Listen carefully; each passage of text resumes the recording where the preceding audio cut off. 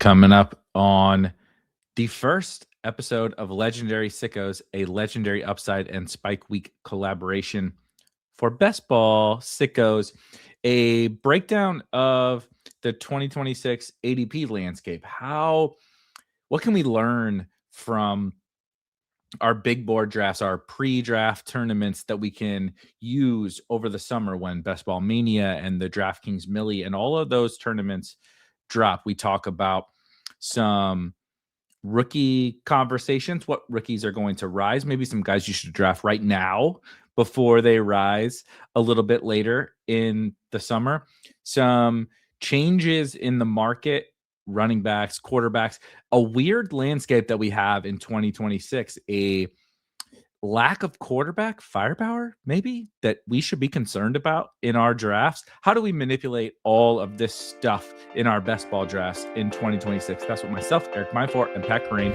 we're going to get into on today's show of Legendary Sickos. Let's do it.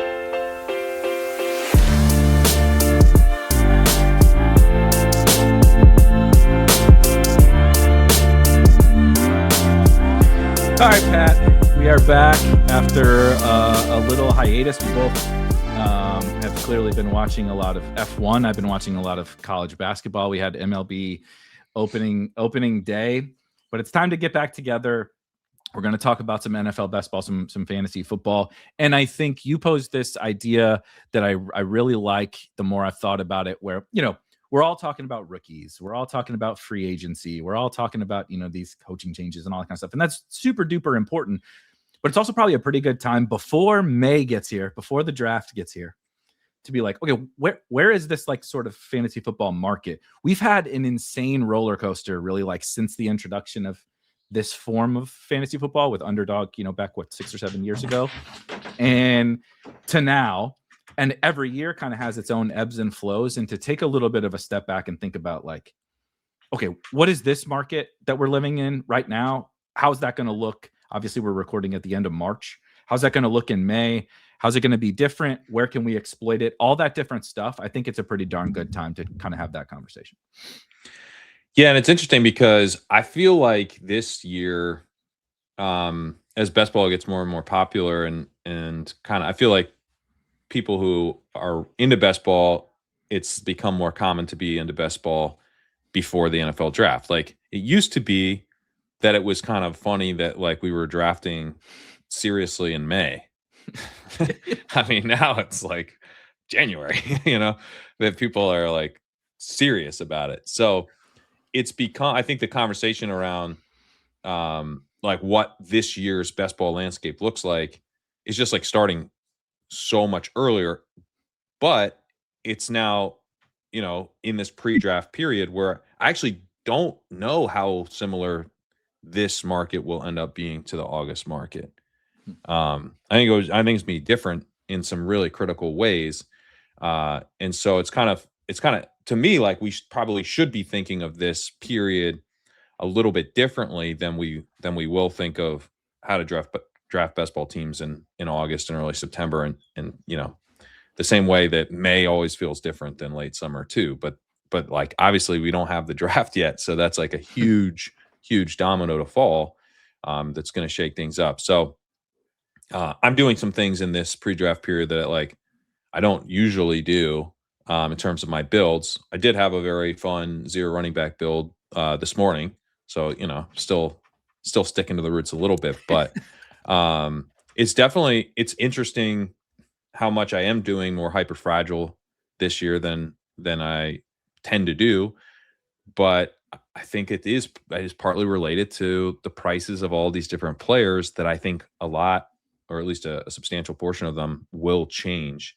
And then it's also related to this rookie class, which, we can get into a little bit, which just does not have the running back horses and that depth that, even a couple years ago when it wasn't a great running back class, like we at least had like Bucky Irving and stuff like that. Like there was a few guys, like the Jonathan Brooks year, right? Where, he's the RB1 like Trey Benson. Trey I think Benson. If that was that class, like there were like, I mean, and there are some swings like that. I took Nick Singleton on that team I'm referencing. I had Jadarian Price. So like there are there are certainly rookie bets, but it's just not a deep group of rookie running backs, which makes it a little harder to to lean on like running back selections in the double digit rounds right now.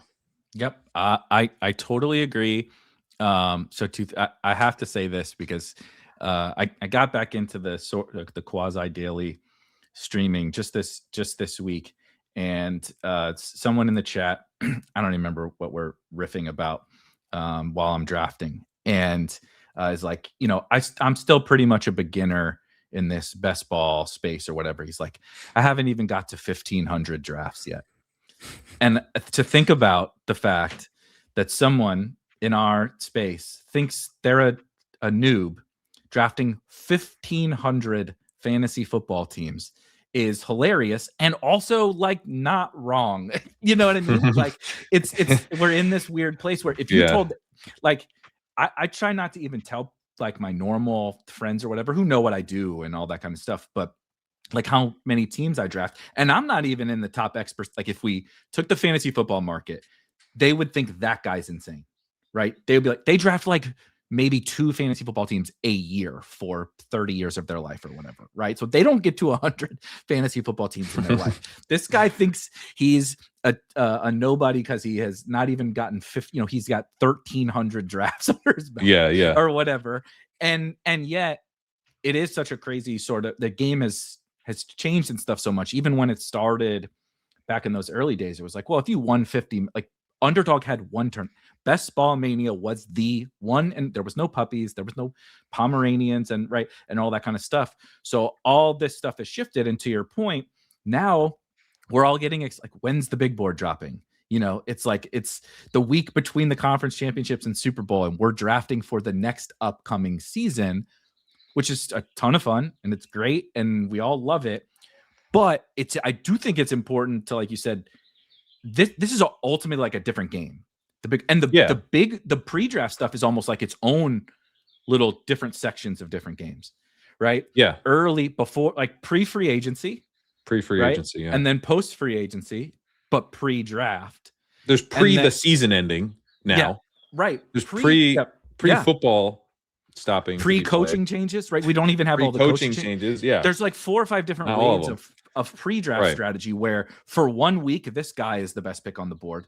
And then in 2 weeks, you never draft him again for 3 months or whatever. Right. And then there's the retirement stuff. You're like, oh, like this guy, Yeah, like where did Mike Evans retire? Did he go back to the Bucks? Or, oh, shoot, actually, he's on the 49ers now. Right. So what does that mean? Right. It's like, I wasn't drafting Jalen McMillan really before. I mean, he was in a draftable range, right, of the rankings, but I wasn't like, yeah, I think Jalen McMillan's a pretty fucking awesome pick. And then 2 weeks later, I'm like, damn, I think I need to get a lot more Jalen McMillan into my, it's like there's ebbs and flows of all of that. Yeah. So we can't just like take what the market is right now and be like, okay, let's think about that's what it means it's going to be in May. And certainly we can't say that's what it's going to be in August and September. They're all different games, but I think there are like some sort of general market shifts that kind of happen every year, right? It's a little bit, not entirely, but a little bit of, okay, what worked last year? Right. And in what I think this year, why it's so pronounced to me is sort of the same thing. Similar things have worked back-to-back seasons. And that's when it really feels like we get recency bias is a thing with one fantasy football season. When it happens twice in a row, we think the world started 2 years ago. Like everything that happened before. We forget the fact that, Kyron and Bucky and Jamar Chase went for 50, in a best ball final. And remember the CD season, like we forget that stuff fairly quickly. So it gets built into the market. And then you add in, like you said, the overall consensus. I mean, I think I don't even think it's a hot take to say that this rookie class really across the board is just not particularly strong. That really makes this current market, to me, very different than what we've experienced in honestly in many years. The combination of those two things. And the wide receiver class is solid. It's not. But can amazing. I say it's not one of the best wide receiver classes we've ever seen. It's fine. It's solid, I think is an appropriate term, but it's pretty good. I would say it's pretty good. It's not like maybe I'm just a smidge lighter than than you are. I think Tate. Yeah, I like Tate a lot. I think Tate's a really good prospect. I like Mekhi Lemon a solid amount. Jordan Tyson, I think, is like kind of boom bust, but also a pretty good bet. I've gotten higher on Casey Concepcion as I've gotten a little higher on Omar Cooper, in part because the NFL seems to really like him. And then I think it's deep after that. Like there's a big group of, in the same way I'm like, man, this running back class, like, don't have a lot of guys that I would spend like a mid to late second round pick on in a dynasty rookie draft, right? Like I think I have right now, I have 3 total running backs that I think are worth a second round pick or higher in the entire class. Maybe I'd say up to 5, depending on how the draft goes. But it's probably going to be like someone will fall out of that, and another running back would replace that. Yeah. But it's really there's like basically 5 guys I would spend a third round pick on or higher. Obviously Jeremiah Love, is going to be the 101, and I think that's correct. So that's great. But after that, there's just like really not much depth. At wide receiver, there's like a bunch of guys. You have those top 3 receivers. You have Casey Concepcion. You have Omar Cooper. But then it's like 6 or 7 guys that I would spend like a mid to late second or a third on, and maybe more depending on the draft. There's like a few guys who could bump up into that group. So that's where I think the wide receiver depth is pretty good and actually kind of underappreciated. I think it's one of the things that, like, I think we're going to have drafts in June or July, like kind of that peak when we control in like the hardcore best ball market, like kind of most controls everything. Like we are all, it's not coach speak and Twitter highlights and not yet. No, we're about we haven't reached that point. So it's all whatever is going on in our brains. It's all just like our hive mind has like we finished hyping up all the guys we're gonna hype, and it's like a lot of rookies, and then like all the rookie. Then you do like the fallers week after week, and like it will be every rookie from now until the rest of the draft window. That whenever that peak is, I think we're gonna have a bunch of teams that like include Jeremy Bernard and Chris Brazzell and Omar Cooper and Denzel Boston and Casey Concepcion, and they're like, they've spent a 6th round pick and an 8th round pick and a 10th round pick and a 12th round pick to get those receivers. And right now you're like, the highest you might take the first guy is like, pick 115 overall or something. So that's where to me, the one way that I think like a lot of people drafting now will end up with the same group of receivers, but they're going to spend way more. Now, I like Ted Hurst. Ted Hurst could end up being a 5th round pick and a total, and someone I'd be like, yeah, he's not really worth drafting anymore. So there's going to be, I think what you're wading into is a little bit of risk with this group, where like, in the micro, right? In any specific case, the risk is really high. Like, but is in Antonio the overall, Williams worth drafting? Right. If you just said rookie class wide receiver, the risk is not overall high. But in any one pick that you might, right? Like it's so funny you said that. Apparently Reeves talked about his love for Ted Hurst, and I like Ted Hurst fine. I like Ted Hurst. Yeah. He came up in the Spike Week Discord, and I said, I'm trying. This is the exact archetype of player that I've tried to keep my wits about. This is the guy, the small school prospect who looks really good, numbers look fine, all this different kind of stuff that I would have got out over my skis on. And then exactly what would happen is what you just said. He goes in the 5th round, never to be heard from again. He's inactive on game days in the regular season. And I'm like, I just drafted the biggest zero.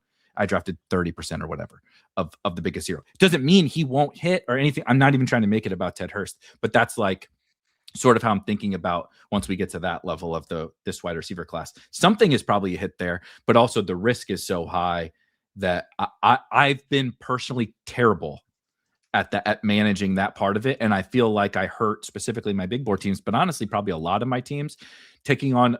I want to take the balancing act of the risk versus the versus the floor type stuff is still something I'm always trying to figure out. And I would have screwed it up with like this rookie class because I'm not as enamored with it as you are. But I do think there's a lot of names you can latch onto that'll get you that you'll like, and that can become a runaway train for you if you don't like keep on yourself about it. I think that when you end up spending like an 8th round pick on Jeremy Bernard or Zachariah Branch or Chris Brazel or whatever it is, and all of this seems absurd, because we're getting these guys at the end, but like, Chris Brazel has projected draft capital of 51, Jeremy Bernard's 55, Branch is 64. Like, it's a good chance that one of these guys goes early, to middle of the second round in a really good landing spot. And like, that means like they're probably going to go kind of where Jaden Higgins did last year. Mm-hmm. And I don't really want to do that.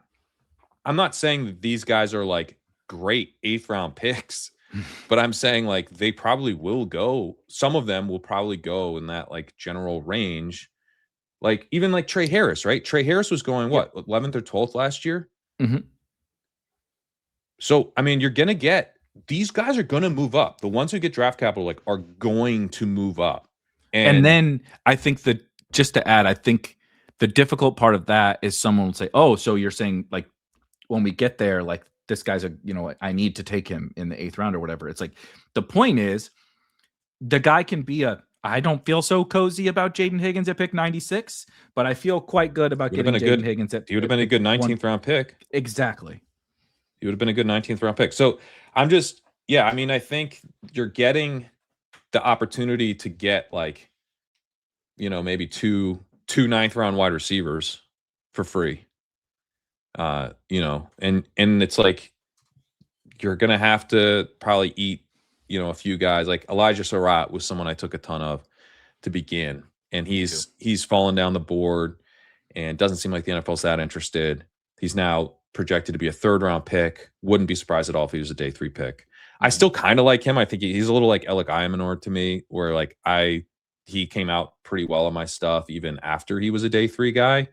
And I think Surratt will probably look draftable as like a round 4 wide receiver to me. Mm-hmm. But I don't love, I've cooled off on him a bit because I'm worried about the draft capital. But like, I'm taking a little bit more Antonio Williams now, who's, a decent draft capital bet. And Ted Hurst is projected 85. He's made a climb. He used to be in the 100s. He's made a climb up. There does seem to be some interest in him from the NFL. He's a big dude who's fast. I mean, he's sort of a classic guy to me. You want to talk about getting out over your skis. The NFL usually gets out over their skis on the Ted Hurst of the world. Which does not help my fucking problem. They're not helping. No, it won't help your problem at all. Welcome to 9th round Ted Hurst, brother, because he's probably going 2nd round to some poorly run franchise. This is why I fell in love with the Malik Washingtons of the world. I'm like, they're all these guys I love are gonna fail. Right. At least give me the Island of Misfit Toys guys who still go in the 17th round of basketball drafts. Yeah, Bryce Lance I haven't taken a ton of. I'm like considering maybe that he will go higher than I thought he would. He's up to 88 on the board now on NFL Mock Draft Database consensus board. So yeah, I mean like. Jacoby Lane, I take some of. I've started to cool off because I'm worried he's a day 3 pick ultimately. But like I said, some of these guys will be busts and bad 20th round picks. But like, guess what? It's the 20th round. That is going to happen. Some of these guys I think are going to be huge hits from like a roster construction point of view, where you don't have to force. I'm using this group basically to like not force wide receiver in. I had a build. You probably would have hated this build, but I had Amon-Ra St. Brown. Let me see if I can find it real quick. I had like Amon-Ra St. Brown and Rashee Rice. And like, I think my 3rd wide receiver was like Travis Hunter. Like I just like pushed wide receiver. And then I drafted a fucking corner as your wide receiver 3. Hey man, it's a 2nd overall pick last year. He plays really good at corner. But like but then I took, a bunch of these wide receivers at the end of the draft. So no, this is the one I pulled up was actually your running back team. It was very fun. Oh, I would like to hear that one. I'll tell you that one. That'll be a palate cleanser. This robust IDP team that you drafted. Yeah, it wasn't truly robust, but it was Saquon Barkley, Bucky Irving, David Montgomery, DeAndre Swift, and Jalen Warren. So it's it's looking set at running back, I'd say. Mm-hmm. And then it had Amon-Ra St. Brown and Rashee Rice, and then Travis Hunter as my wide receiver 3 at pick 154. And then I got Rashid Shaheed, Tank Dell, your boy Malik Washington, Zachariah Branch, Ted Hurst, and Antonio Williams. I like that. I like that just fine. Yeah. So like, the thing with Rice, right? You're like, he's either gonna get suspended or be like completely underpriced at pick 34, and then you take some swings and you take the 3 rookies, and I've got it's a Mahomes team with Kelsey and good running back team. I got Kyler Murray, who's still undervalued, I think. So anyway, it's a way, I think, right now to like, I'm trying to build teams that are like going to be like, there's a drafter listening to this who like hates what I'm saying. And my hope is that I'm just drafting a team that like they will draft in July. I like that. You know what I mean? But like, it's just like a way better team of that team, because like once they see that draft capital come through for the right wide receivers, they will take them in round like 9 and 10, and I have them for free. And I'm casting a wide net. I'm not trying to be super, like I don't know exactly which of these wide receivers are going to matter. But I do think some of them will matter because the NFL seems interested. Like that's really what it is. It's not like I'm like, oh, these prospects, like they look so great and all these metrics. Like some of them do, but they've started to move up, like Concepcion, right? But like, man, I mean, I wish I had more Omar Cooper from the beginning, because he looks like he's going to bank the draft capital for sure. But like Bernard, Branch, Williams, Malachi Fields, Elijah Surratt, Ted Hurst, Skylar Bell, Bryce Lance, Chris Brazel, Chris Bell, like all those guys are between 50 and 88. I'm not drafting Skylar Bell and Bryce Lance so much right now. So I'm kind of keeping it between the guys at 50 and 85 on the consensus board of those, like, but none of those guys cost anything. Right. None of them cost anything.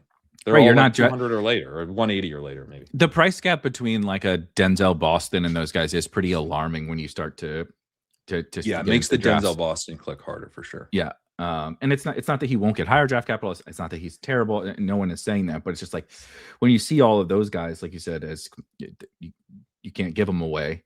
And you compare it to the opportunity cost of someone like Boston with just a slightly higher potential draft capital, and I wouldn't even consider that a lock. I mean, we're still early in the process. I'm not enamored with Denzel Boston. I actually quite like Omar Cooper more than him, but it took me a bit, but I think I'm Cooper over Boston as well. Sanderson kind of convinced me of that the other day. Indiana is a peculiar like case study, like team to sort of figure out, because nothing truly like pops off the screen in like any remarkable way, even down to the guy who's going to go first overall in the NFL draft. So there's like a whole lot of sort of vibing nuance you have to put around some of those guys, I think. And Omar is one of those guys that I think is a little bit more of a hand in dirt than something that's, and like I've sort of tried to not get too into, I'm trying not to, I've swayed back and forth at times in my life of too hand in dirt, which is I call that my Alec Pierce, where I was like fucking convinced that Alec Pierce was good, and then he sucked ass for 3 years, and I told myself I'm an idiot, stop doing that. And now like Alec Pierce just made $30 million a year. Yeah, but like in the NFL. But why?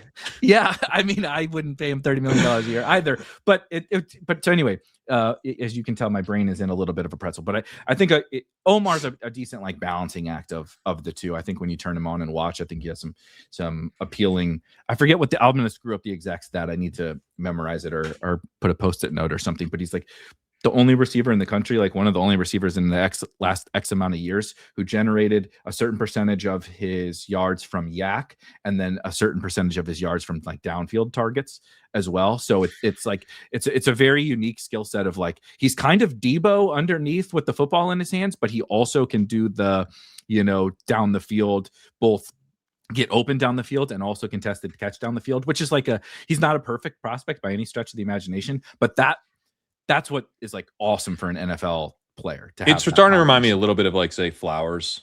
Yeah. Who's like another 4-year guy who like didn't really like check all the boxes, but he started to be like, and he went middle of first or went in the 20s. So, he was a guy that like I would have vocally been out on in like 2019, but I was actually like kind of in on.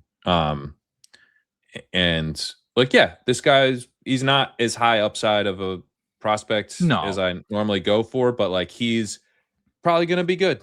Like that was kind of where I got to on Flowers. And like I'm still in on Flowers. I think Flowers is a really good pick now, but it's eventually it's going to happen. Eventually it's kind of sort of happened a few times. It just like never fully happens enough. He's not like he had the year you and I made the same amount of money in the best ball finals, even though I beat you by $1 million.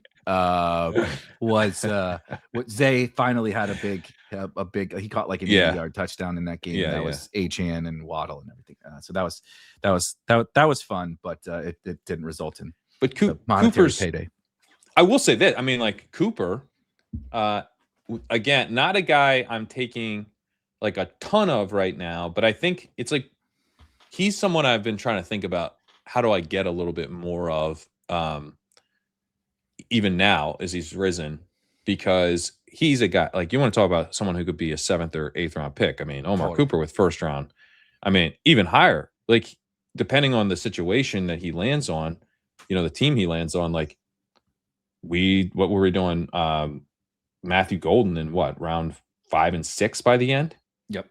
Like you that could happen. And he didn't even have a clean path to playing time. Like Omar Cooper could land on like the fucking Ravens. Like speaking of Zay, like they just get their next Zay, and it's like, dude, Bateman and Tez Walker are his competition, and Likely is gone, and they're not playing as many tight ends anymore. I'm always surprised too by like the people who like. There's people who won't take Omar Cooper now, who if he lands on the Ravens in the first round will declare that he is their wide receiver 1.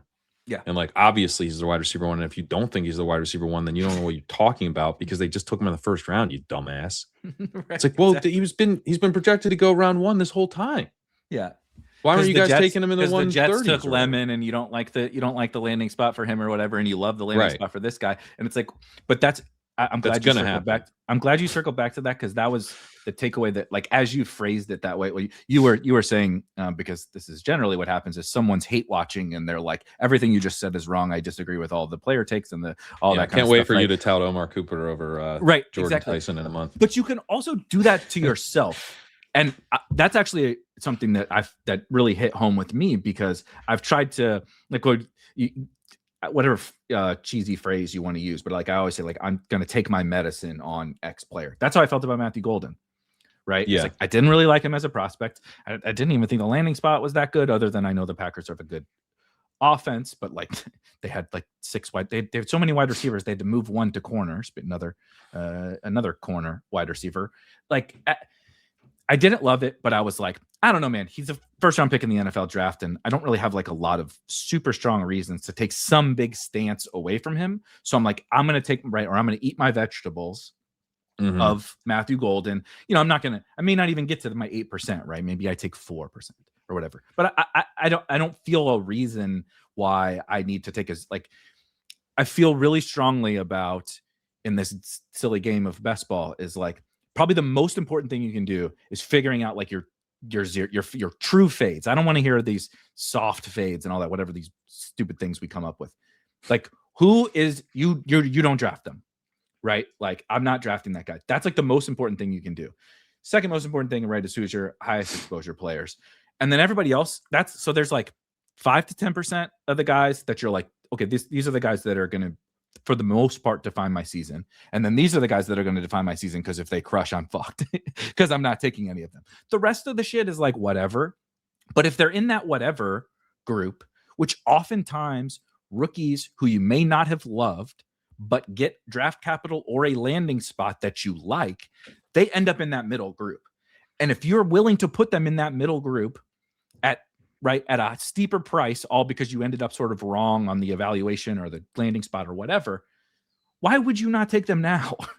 Why would you? Right. Why would you should take them at the cheaper price, or at least when Best Ball Mania opens, right, in May or whatever, late April. Like, all right, let's get a little bit of this, because then when they rise, I won't feel so squeamish that I full faded the Packers' potential next great wide receiver in the 8th round or what. You know what I mean? Like, that's the kind of I'm trying to get better at that. And I think the way that you phrased it is perfect. Like, that's an eat my vegetables guy. That's a take my medicine guy.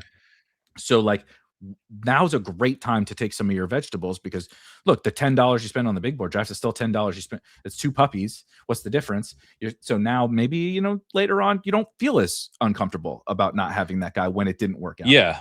Well, you end up not chasing as much, right? Like, if you don't take, because Matthew Golden was a little bit Omar Cooper-y last year in this part of the draft window, although he got more expensive than Cooper is now, which, I mean, Cooper might and probably will get more expensive as we go. Yep. Yeah. But, Matthew Golden was someone, like, I was taking him over Trey Harris reasonably early. And I remember we talked about, like, you're like, this dude's not, like, I mean, and frankly, he probably is way worse than Trey Harris. So, fair enough. But I think the draft capital element, 6 of one, half a dozen of the other one, right? I mean, and if neither score any fantasy points, so did anyone hear the tree fall?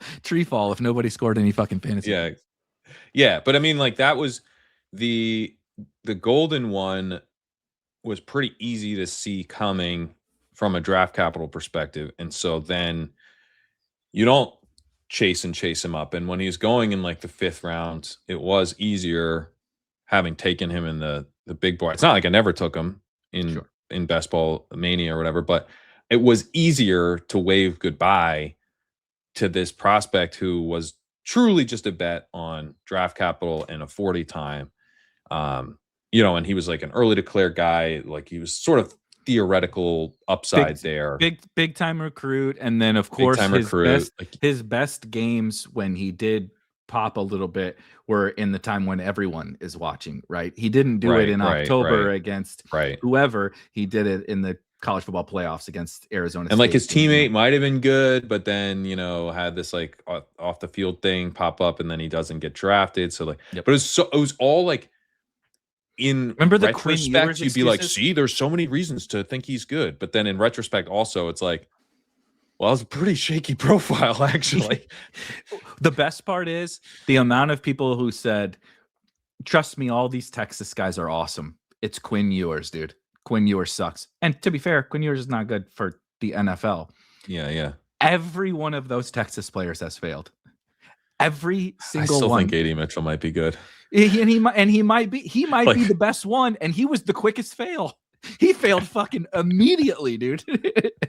And he might, in year 5 or whatever, AD Mitchell, you're like, damn, AD Mitchell had 1,000 yards, and Xavier Worthy's fucking selling insurance. Would you be shocked if AD Mitchell was making $30 million a year in 4 years? If Alec Pierce can do it, fucking anybody can do it. Okay. But like Jatavian Sanders, right? Oh, that whole offense. Worthy, Sanders, AD Mitchell, on into Golden, into Bond, everything. We convinced ourselves, and look, I can be just as guilty of it. I'm just mostly joking around, but it is just funny how sometimes and sometimes it does work out that way, right? The quarterback is terrible, and like, so you kind of got to write some of this stuff off, but then sometimes it's like, no, I mean, Quinn Ewers, for a college quarterback, at least is competent enough. It reminds me a little, you mentioned Kyler before as like a pretty good best ball pick. Is like, do I want Kyler Murray leading my franchise if I'm trying to go win a Super Bowl? Of course not. No. But is Kyler Murray competent enough to get the ball to Justin Jefferson? Of course. Like, yes, of course. Yeah, man. You know what I mean? Yeah. They just had JJ McCarthy. They just had Max Brosmer against the Seattle defense. Like, that there's was levels. fucking hilarious. That was the Max Brosmer over whatever 1.5 turnovers, or I forget what I bet was like the greatest. It was like the greatest. I bet Seattle defense to score a touchdown that week. It was like the great, like, yeah, generational wealth against. Yeah. But that's what they were dealing with, dude. Guys who could not hit the Max Brosmer can't even throw it that far, and JJ McCarthy can throw it a country mile, but you don't know where the fuck it's going when he. Neither does he. Yeah, exactly. Yeah. It's yeah. Anyway, these wide receivers are going to move up. I think. Yes. I think Ty's on that.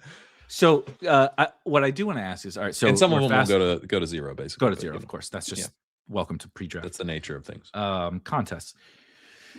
What about though?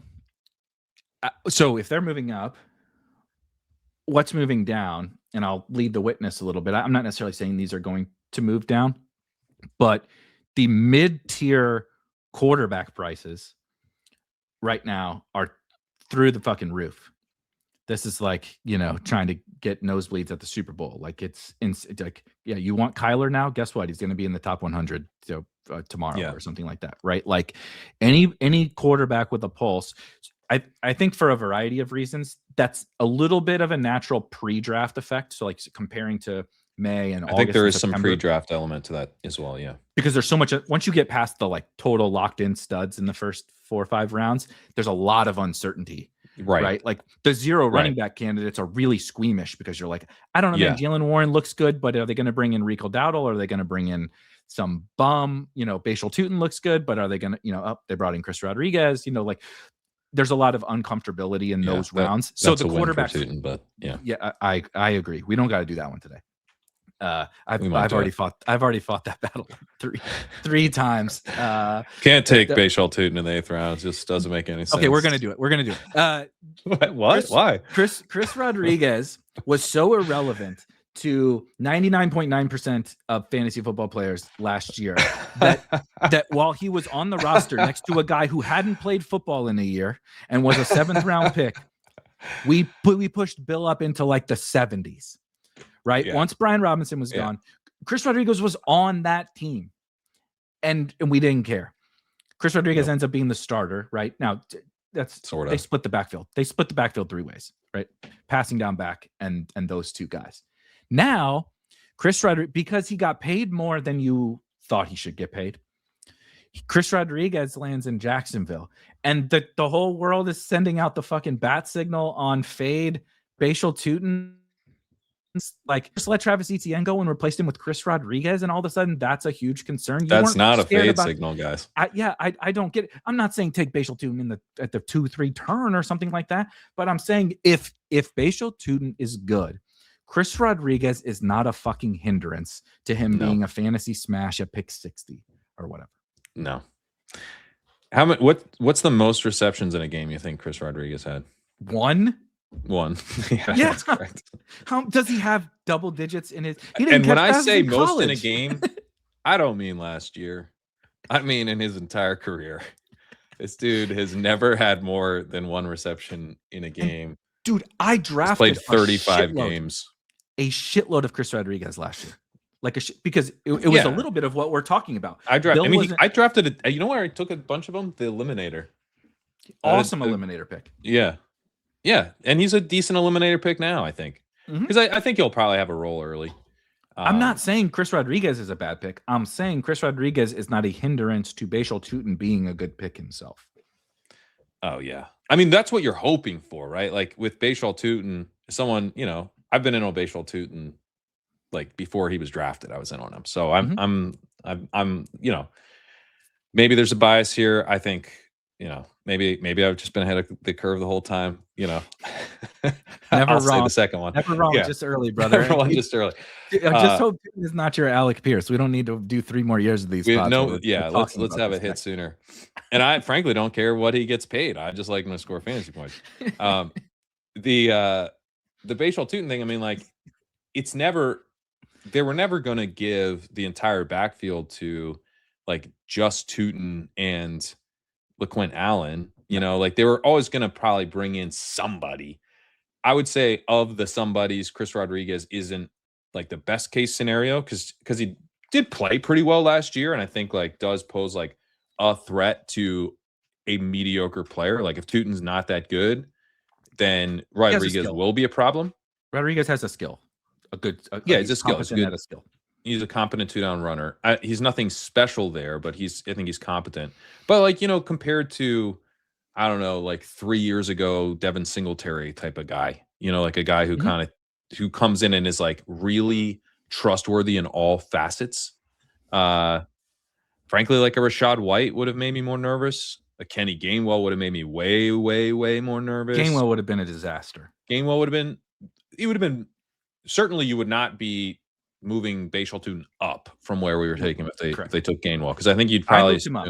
I was already high on him, and I moved him up after I don't know if anyone moved him down. You zeroed him out. He's one of the guys you've decided you're not going to have a single share of, because I mean, he's going at like the 4 or 5 turn now, or the 5-6 turn. 5-6 turn. Sorry. Yeah. 5-6 turn. I was visualizing the board and I visualized the wrong side. I mean, Tootin is like, he's a day 3 guy who didn't get that much run as a rookie, didn't like pop as a breakaway runner. Can the 4-3 guy not actually break away? Or God forbid the guy doesn't break an 80-yarder in a small amount of touches, and we're writing off the fact that he's a big. But he was super consistent, which to me, I thought he looked great. Like, with like the idea of we can have priors and stuff. If you have a guy who's like a really good breakaway runner with like borderline elite speed, you sub 4.4 speed, and then you're going to have a small sample, would you prefer that data tell you that like he's really consistent at the NFL level, or that he breaks long runs? I'd rather have it tell me that he's consistent, because now I'm like, this dude might be awesome. Yeah. Like this is like the RJ Harvey bear case. This is like what happened with RJ Harvey was super inconsistent. Was really inconsistent. So much so they're like, we can't let him lead the backfield heading into. So now we're in this weird, awkward spot with RJ Harvey where we're like, I don't know if he's good. I don't know if the team trusts him after that rookie season. Like, he could get better, right? Any young player can get better. These things can change. Right, he can become more consistent, but he was already a little bit of a boom bust. He was a massive boom bust. And we know NFL teams don't like that. They want consistency. They want a guy, who hits the right hole, and they can trust around the goal line and short yardage. And by the way, Bashaw Tootin, he had a 47% breakaway percentage in college, which is excellent. It's higher than Travion Henderson, who was at 45%. The Jags threw him like real receiver routes, like they'd motion him out, he'd run a corner against a linebacker, and they'd throw him like an over the shoulder, and he made the play. They designed he's a good receiver too. He's a and so I'm not trying to, which is why like the Gainwell stuff would be way worse, because that's part of the. Now I know they have LaQuint Allen there, and he did kind of have that like Dare Wale type role. Yeah, which is annoying. LaQuint is like Dare Samaje P. Ryan type. Type stuff, which is not ideal, but it's better than Gainwell can like. And look, it was just 1 year with Rodgers or whatever, but like he was like a real weapon, like a legit real weapon. Gainwell. I think Gainwell can. I mean, I thought Gainwell could play coming in. Like that. Gainwell is one of those types of prospects who. He's like a Tootin-y type of guy who never got a chance, He was awesome at Memphis. Yeah, he was really, really good at Memphis. So Gainwell is someone that like I kind of believe in as a player. So if he showed up, and then obviously he can do a number of things. He's a versatile player. He can run the ball more than he really gets credit for, and he's a good receiver. So that would have been like, that's the type of player that would have really concerned me with Tootin, because you're bringing in a guy who might like, hey, Tootin could be this like versatile guy who gets used around the goal line. Maybe doesn't have a total lock on touches, but he's a receiver. He's explosive. He's gonna be in this really fun offense. And then it's like, here's a guy who like does all those same things and might actually be better. In Kenny Gainwell, that would really scare me. Rodriguez to me is like most likely a guy who comes in and is like helping fill in touches the way there's always a guy who helps fill in. So I think Rodriguez is fine. I took him on that 0 running back team I promised to tell you about. I took him. I took Chris Rodriguez. So yeah, we got to save this team sharing episode that you got going on here from your IDP leagues that you were sharing. Number one running back on this team is Rico Dowdle. It's a true zero running back. Yeah, I actually quite like Rico Dowdle. When poor Jalen Warren gets banished to the sideline because Mike McCarthy fucking loves Rico Dowdle, that's really gonna not be fun. And then we'll eventually get Jalen Warren on a new team, and we'll do that whole song and dance again. You know what I did here? I took AJ Brown at pick 27, and then I double tapped Drake May and Jalen Hurts. I got the stack covered, baby. I love it. Wait till the Rams trade for the Rams and their Madden offense. Yeah, that would be no fun.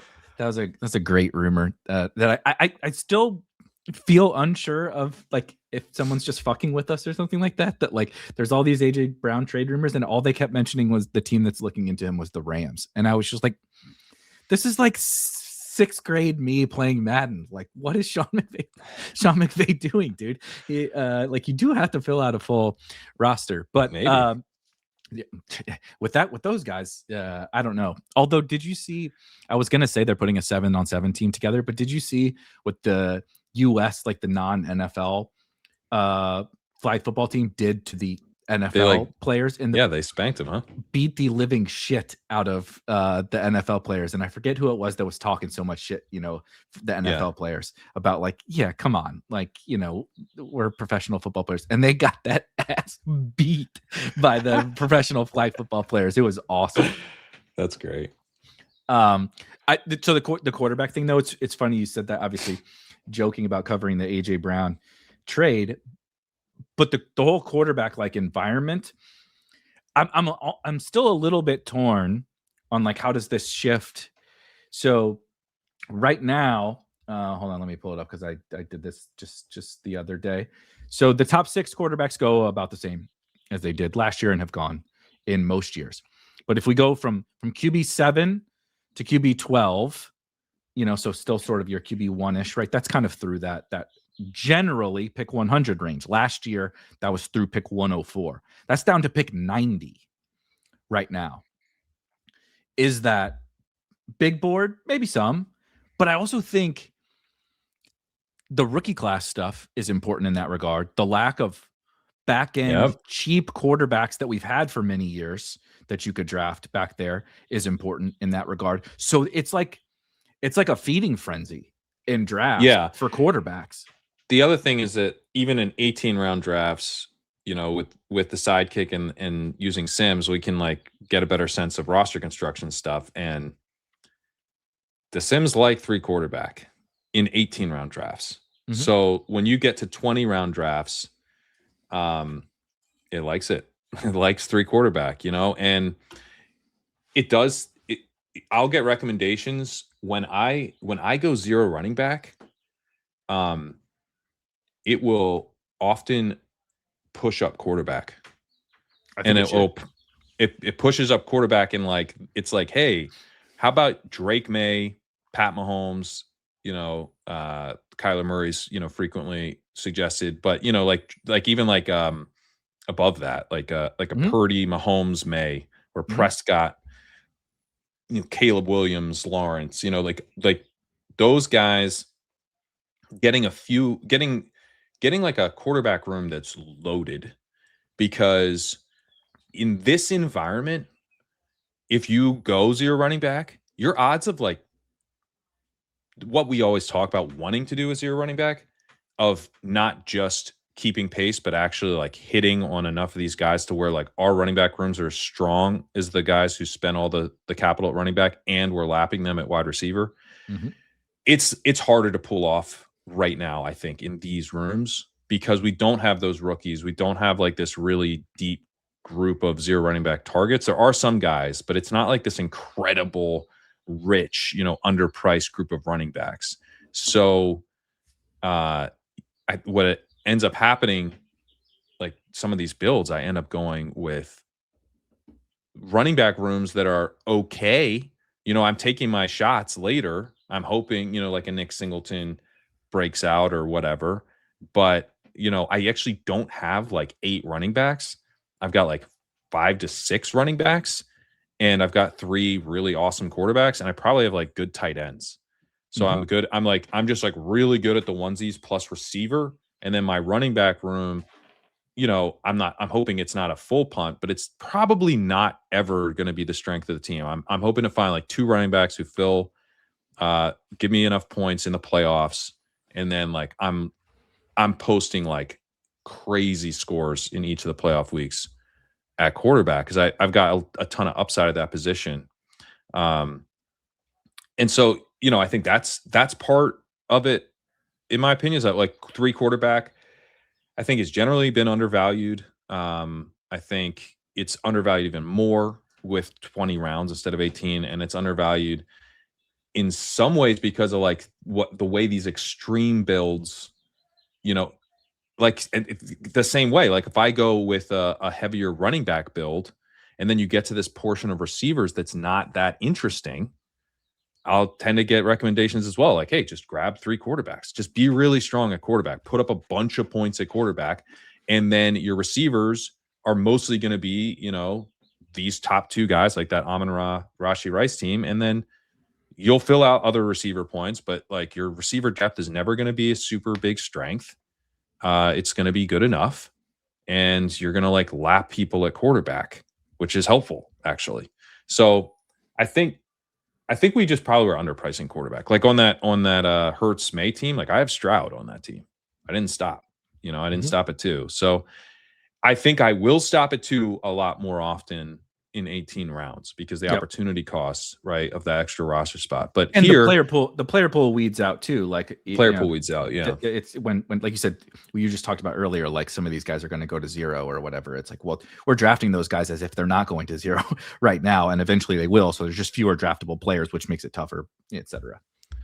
Yeah, and it's also like sometimes with an extra roster spot, you think like, oh, I've got this extra roster spot. Like at the end of the draft, what can I do? Like, what can I tack on in round 20? It's like, well, in round 20, you don't really want to tack on a quarterback, but you could tack on a quarterback in round 11. And then you can say, that extra roster spot, the literal extra roster spot will probably be spent on a receiver or tight end, once you get that down that deep. But, you have the extra roster spot in that middle round to take quarterback. So I think the quarterback prices will probably drop a little bit as we lose that flexibility of the 2 extra roster spots, but I don't know that they're going to drop a ton, or at least I don't think they necessarily should drop a ton. Like we don't have, I don't want to make a bunch. I don't want to bet on like Ty Simpson, No. I don't want to like these like true like scratch off quarterbacks. I mean, Michael Penix, maybe a little bit depending on, like I think he probably is going to start for them to close the year over Tua. Somebody heard you talking about these shit ass quarterbacks and was like, yeah, but I don't want to really like. I'm not trying to take a bunch of Michael Penix, like like what there's not. Some years you got great quarterback bets at the end of the year. Some years you get to take Bo Nix in the 18th round, 17th, 18th round. Bo Nix, day 1 starter for the Broncos. You get Drake May, in the what he was like maybe the 13th. The only reason he moved up is because you took him. Yeah, it's because I was taking him. I literally moved to ADP. Remember he was a little higher than that. Sam Howell debates. Sam Howell, like, Sam, whether or not we agree on whether the guy is a good pick, like the upside was obviously like there is not a Sam Howell back, right? Like you said, it's okay. Michael Penix is maybe the closest. No, but he's not Sam Howell because Sam Howell was starting day 1. Like that's where. And that's off of his 3rd ACL tear. Right. Partial. That's good. Like, close enough. Once you've done it twice already, I think a partial just fucking counts. Like, you just don't even have anything left. So, sorry, Michael. We just went ahead and tore it the rest of the way because you've torn it so many times. We just cut that middle part of your leg out and just said, why don't you try without these things? Because they ain't helping you very much. Anyway, it's like if Tyjae Spears hurt his knee, like what would they do next? Well, there's nothing. I think he doesn't. He's never confirmed that he has 2 ACLs. He's been asked directly, and he's like, "Crazy weather we've been having, huh?" What I love about, so we've discussed before, and I've actually had people. I'm not as big of a proponent as you of the 3 quarterback thing, but what I love about it is, of course, everything that you just said makes perfect logical sense. I get it. I think that's a great way to win. I think the like sort of how you defined the why behind it is the thing that really matters, and it is like it's what makes good roster construction in best ball. You said, I'm going to have strengths on this team and I'm going to have a weakness. You will never leave a draft where you don't have, even if you think it doesn't have a weakness, it has a weakness.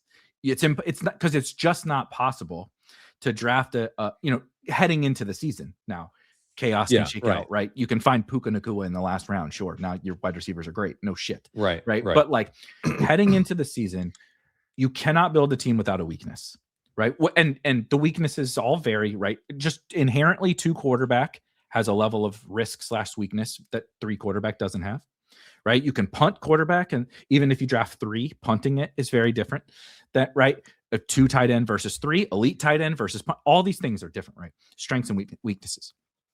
But the good roster construction says, I know I'm weak here, so I better be fucking awesome everywhere else, right? And that's the thing. You're like, look, this 0 running back team, what you're hoping for is, of course, you hope to hit the scratch off lottery ticket. No shit. That's the dream, right? Find Kyron or Bucky or whatever. But like, I'll get by because I'm scoring so many points at the 3 other positions that I just need to scrape by at running back and hope, of course, to get lucky in the playoffs. But also, like, I don't know, if I just keep dominating at the other positions and I limp by at running back and nobody goes crazy. I know it feels like that's impossible, right? Because Derrick Henry goes for 50 in the play, and Jonathan Taylor and these guys go, but it doesn't always happen that way. Sometimes the RB1's like 23 points. Right. And you're like, I don't know, man. Right. My 2 guys both got 16. And I outscored you at all the other positions. So like you built around a strength. You said, this is the story of how this thing wins. That's fucking best ball roster construction, right? We do all this debate and we can argue till the cows come home about, right? Like you said, like 3 quarterback is undervalued, 3 tight end, 4 tight end, 0 running back, robust running back, like all this kind of shit. We can argue about it. At the end of the day, the goal of each strategy is, I'm really strong at this one position, I'm really weak at this one position, and here's the story in how I win because of those strengths and weaknesses. And it's like, I feel like we fucking forget that, dude. Like I feel like, because we're so deep in it now, like when we first started talking about all this stuff years ago, we started to figure this. Now that we've figured that out, we've like leapt 2 steps too far ahead and forgot like the why behind why you do any of this shit. Yeah, I think it's also okay to be like overpowered at all 4 positions. Like you don't need, because I think we think about being overpowered at wide receiver, running back, you don't want to get like too crazy running back, but like if you have, like if you go 3x running back and you tack on a 4th around, like if you go 3 straight running backs and Jadarian Price, and then Price ends up being like the Seahawks pick at 32 or something, you're pretty overpowered at running back. And so we'd normally kind of think about the 2 main positions where you can flex guys rather than the onesies. But I think it's totally fine to be overpowered at like I had some really fun, like bully tight end type teams last year that, I'm like sweating like, oh man, please get through the final. And then you've got like 2 cracks at like Bowers McBride was one of the teams I was like really hoping would make the final for BBM for me. It's like, man, I've got 2 cracks at just like the tight end going nuts. And I think it's fine to be especially because, like, look, I spent in this room, I spent pick 70 on May and pick 75 on Hurts. So it's not like I'm spending. That's probably the other thing we should talk about here is that Allen is still really expensive. He's picked 29. God, is he the worst pick on the board? He's up there. It's pretty hard to justify how he's picked 29 and then Lamar's picked 50, 51. I don't Jaden get that at Daniels. all. Yeah, Jaden Daniels. 63.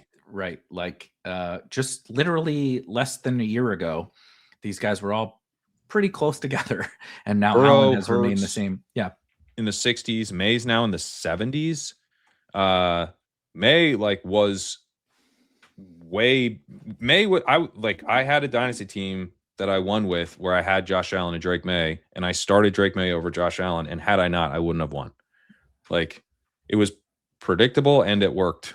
Why? Yeah. Like it's not to say that like May should be going over Allen. I would take Allen ahead of May, but it's not. Allen doesn't strike me as locked in as his ADP would they're suggest. running it back dude, they're running it back with the same brain dead guy calling the plays, who's been calling the plays, that has kept Allen in check for multiple seasons. And all they did was add they upgraded Josh Palmer to DJ Moore. Like, what is functionally changing about Josh Allen other than when the game gets crazy, right? When the game gets fucking wild, Josh Allen is going to do stuff that other fantasy quarterbacks just can't do. So that's what someone would say. It's like, right, to play devil's advocate, what someone would say is like, I understand it's rich. I understand to use a DFS reference, like a point per dollar. Josh Allen is terrible, right? You would much rather have Jaden Daniels and May and Dak and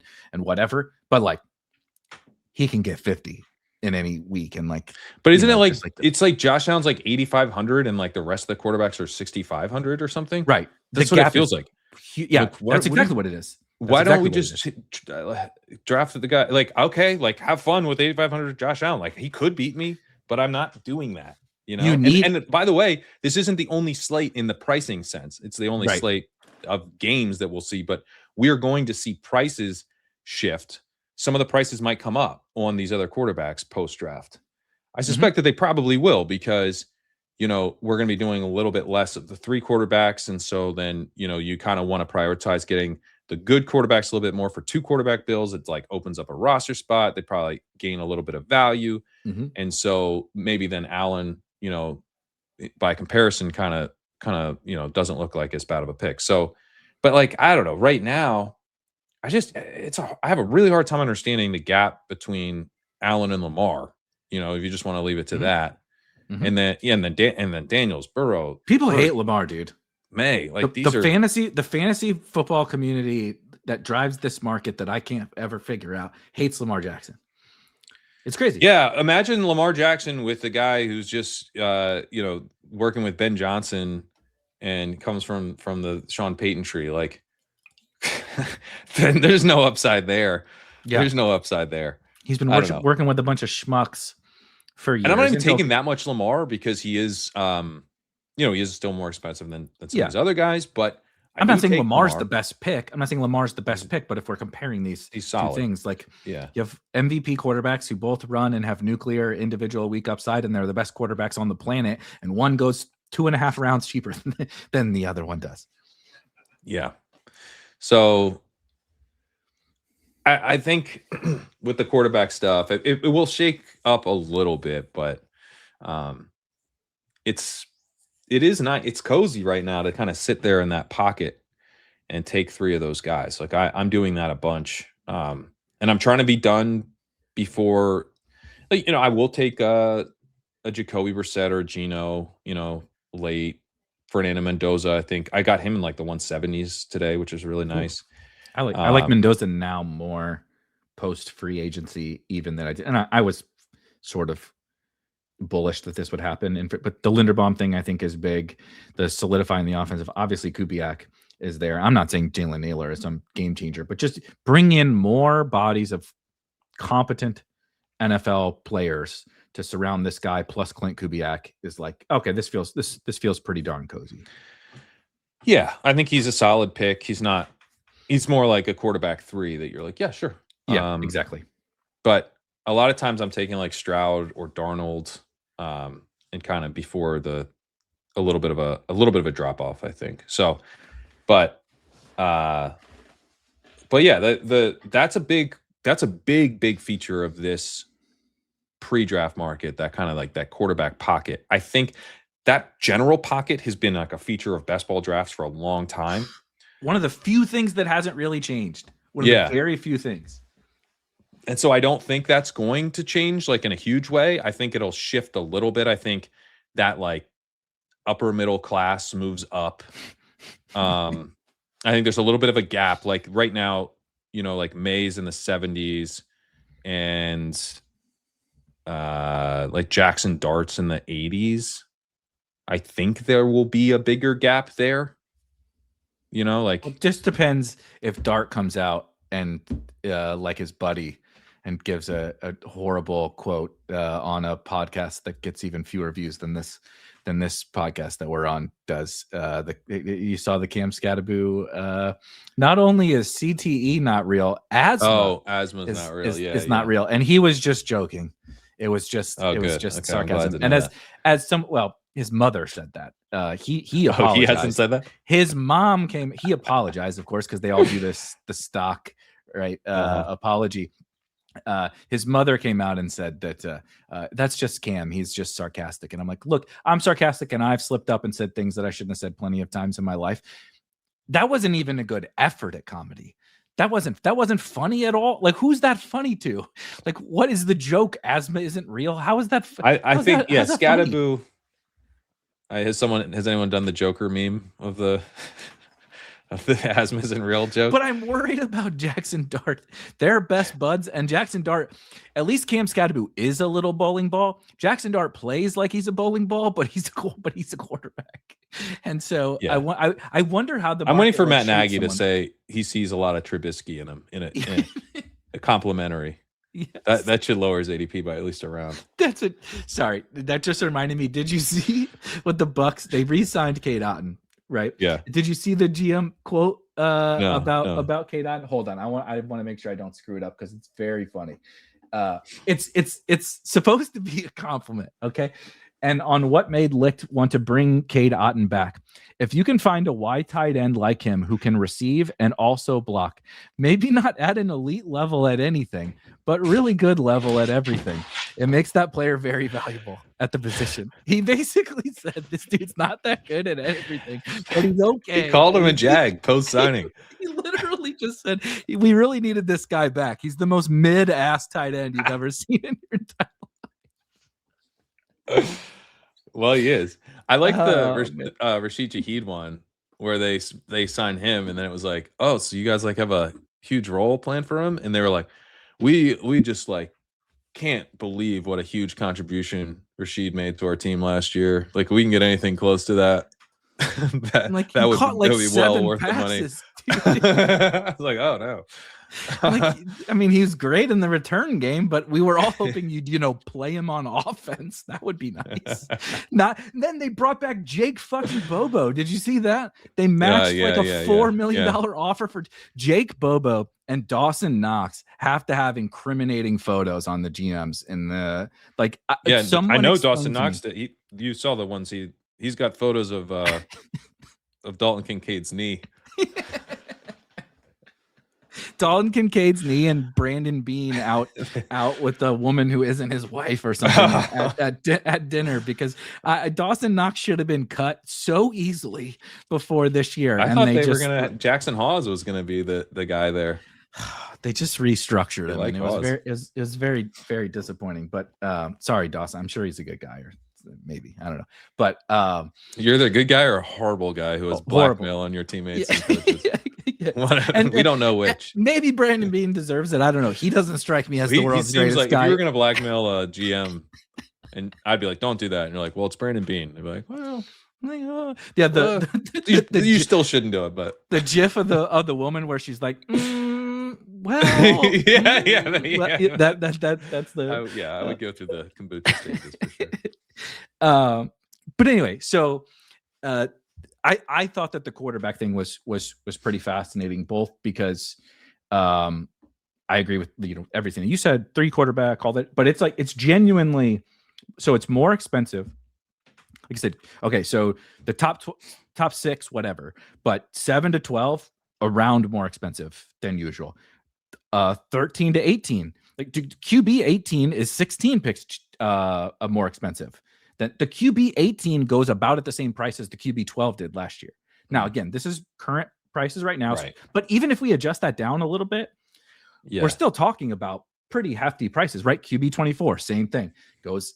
But then at the end, what I think is a little bit fascinating is at the end, the QB 30 goes at the same price, the literal stone cold same price, $199, which is not trying to draw too many specifics from this, but it does make me wonder when we get to the summer. I think this would theoretically be the time where the cheap guys, you're like, in past years, there's guys that are going to, there's rookies where we can speculate on that, there would be 5 Ty Simpsons, not one. There would be there'd be a bunch of these, but right. There would be the Sam Howells, there'd be the Darnold, JJ McCarthy stuff. There'd be the whatever, right there. Yeah. We talked about Drake May and Jacoby Brissett would be more interesting and whatever. Was May going in his rookie year now? I've blanked out because I was taking him pre-draft in like the super cheap 10th round. He was like 16th, 17th round by the end because of the he wasn't summer, starting. Right? Brissett was starting. Oh my God, I forgot.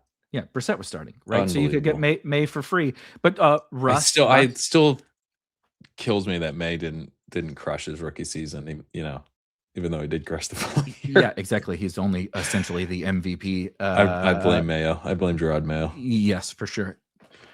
But I wonder how much price reduction we really, really get. Certainly some guys are going to fall, whatever. But there's a supply issue. There's a supply issue, yeah. There's a real supply issue. The other thing is that I think so. This is related to the point on the wide receivers that I was making earlier. Like, if there are 3 to 4 wide receivers who are going to kind of come up into that range, and then there's probably some running backs who will come up on opportunity, but we don't know which ones. And I'm less willing to speculate on those guys. I think that some of these rookies, I think, will push down the quarterbacks a little bit. Like you're talking about 6 picks difference between for the quarterback 18, that might account for that right there. The rookies might come up because this running back class is not good, but I don't know, if Kaytron Allen goes 3rd round and has a path to playing time, we'll get there. We'll get there as a 12th, 13th round pick. Totally. And it doesn't have to be him, right? It could be who got there. Whatever. I'm trying to think of some other, but it just happens. It's going to happen. And I think, and I totally I'm not that into Kaytron Allen right now because he could be a 5th or he probably didn't fall out of the 5th. If you're drafting corners at wide receiver, you can draft a fullback at running back. I don't know if I want to draft a fullback without draft capital, I'm not that into Emmett Johnson.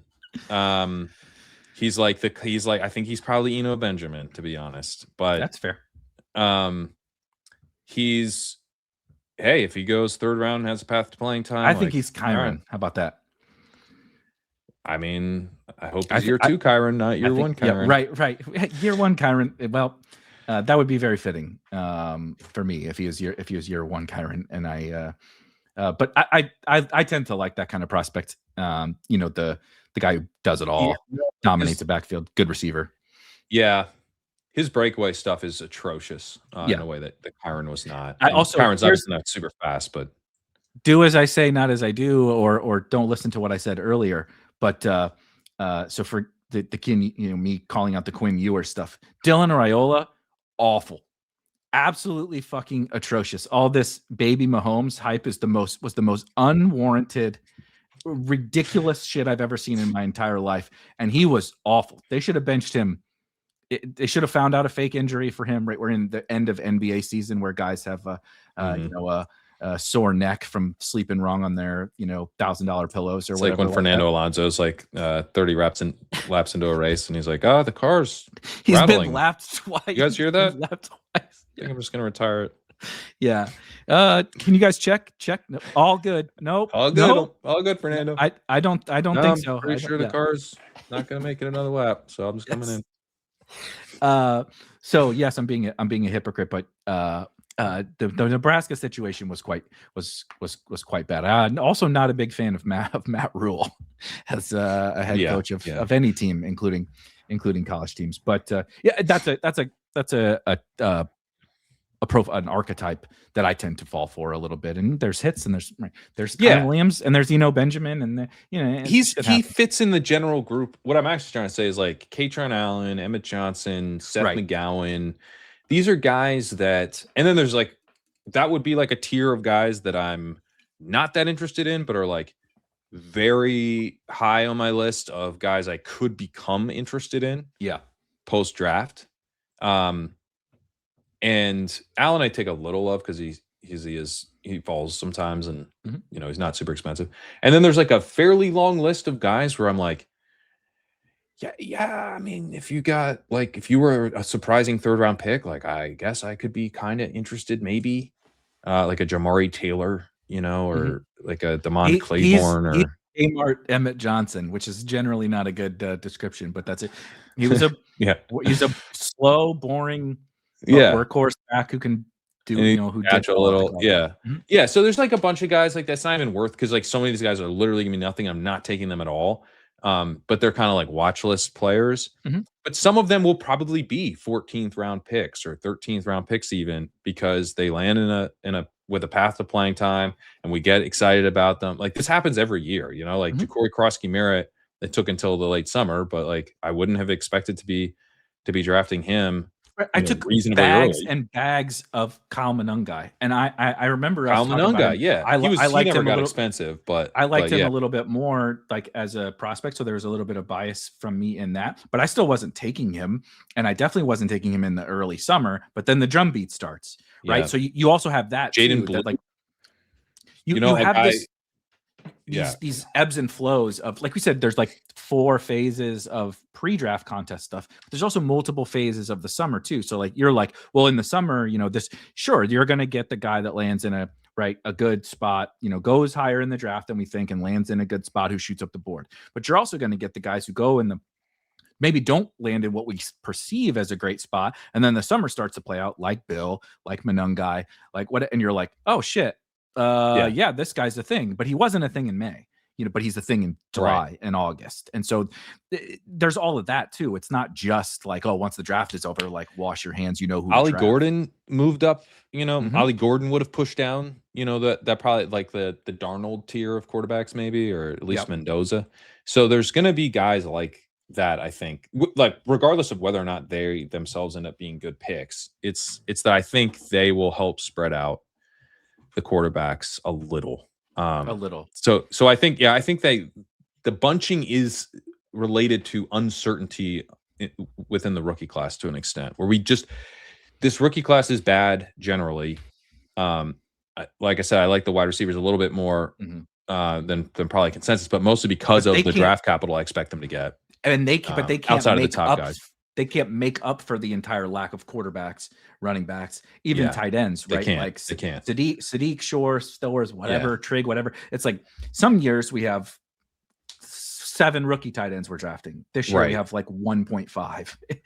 Stowers I think is a good pick and probably should be going a little higher. So but call it 2.5 rookie tight ends that we're drafting, right? 1.5 rookie quarterbacks that we're drafting, fewer rookie running backs than we draft in multiple seasons. So even if the wide receiver class is good and we get some of these risers, there's still only so many guys that can But the running backs will help their post draft once we have certainty.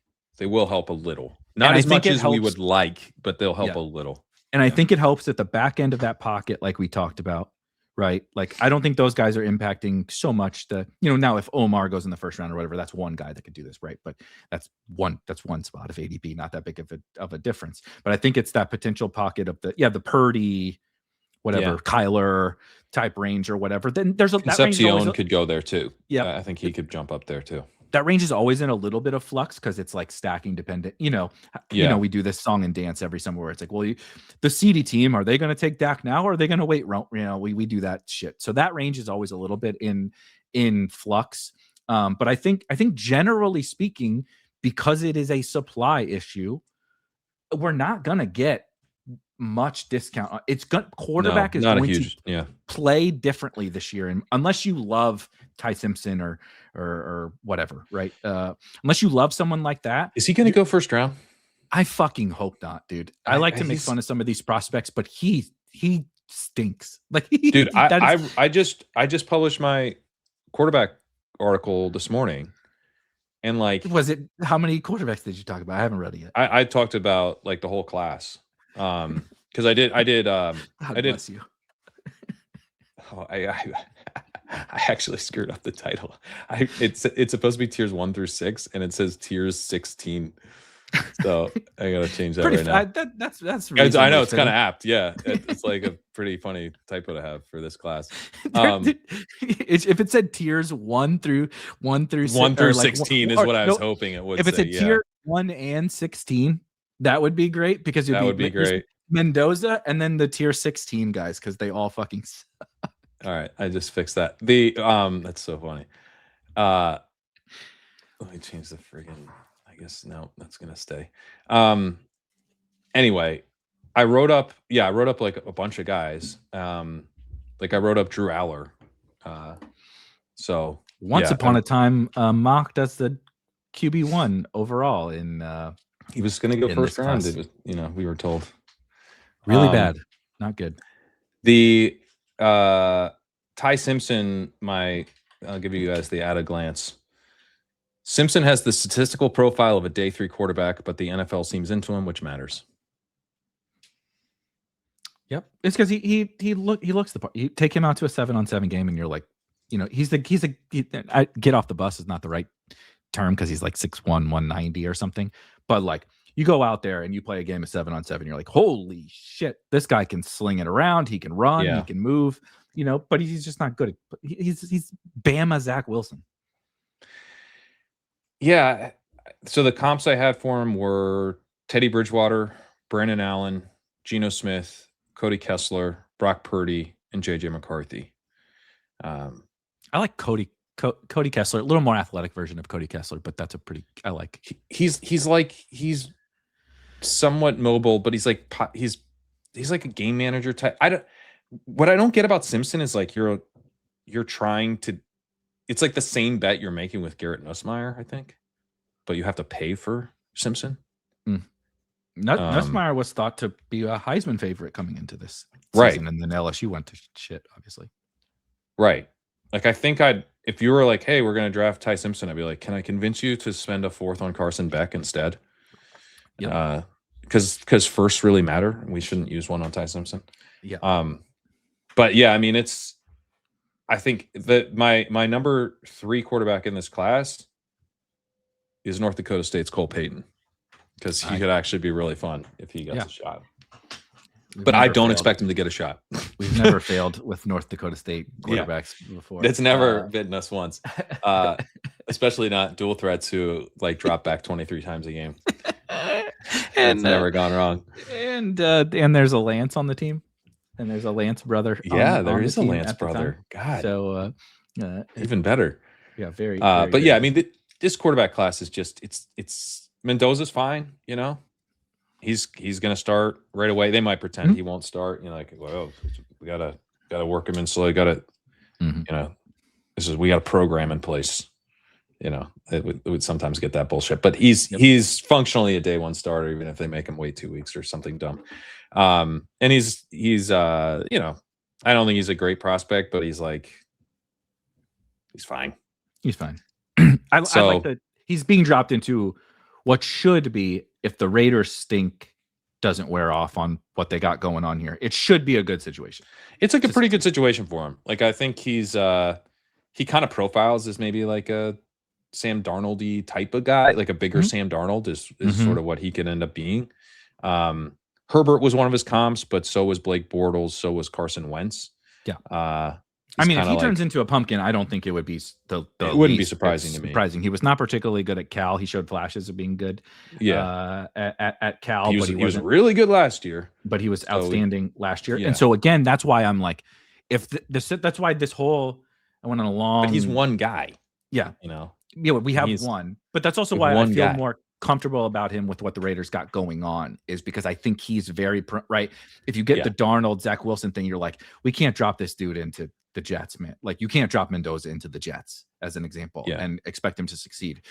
now the Raiders, like historically, what it's been really it's fucking Spider-Man meme, but what they have going with Kubiak, with the major offensive line upgrades, a foundational piece in Brock Bowers, a foundational piece in Ashton Genty, more draft capital to invest in possibly that range of wide receiver that we're talking about is frothy. Like there's plenty. I mean, they could draft this. They could draft.